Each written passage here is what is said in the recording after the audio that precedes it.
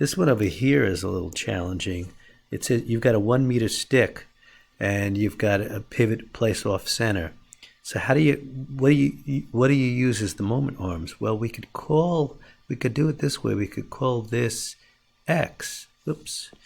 We could call this X, and if that's X and the whole stick is 1 meter, this would be just 1 minus X.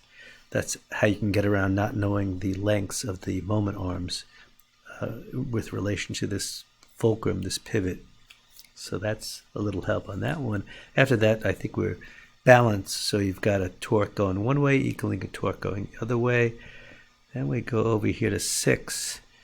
I got to put the pivot over here at the end because I can eliminate that torque, and now I have just 2 torques. This torque from the box and the torque from the tension. Let's see, is there this negligible? Oh yeah, the beam has a negligible mass, so they really just have 2 opposing torques. Keep in mind you've got the you do have the answers here. So this one's a tough part over here. What is the horizontal vertical forces of the wall?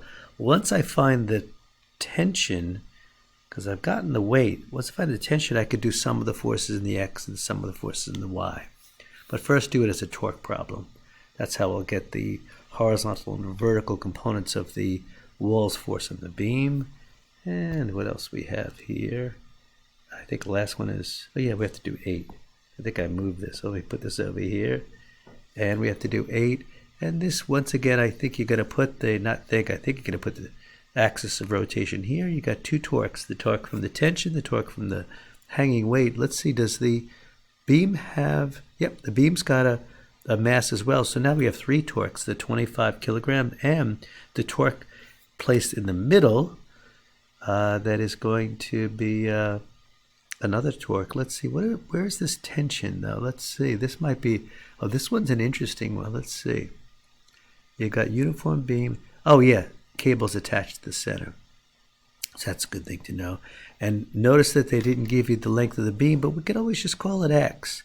And then we'll have, the X will cancel out when we do the torque. So call this length of this beam X, and this, so this is a distance X divided by 2 away, this cord here, this tension, and the other one is going to be a full X away. This 25 kilogram will be a full X. So call the beam X. I think that's all I'm giving you. All right, good luck.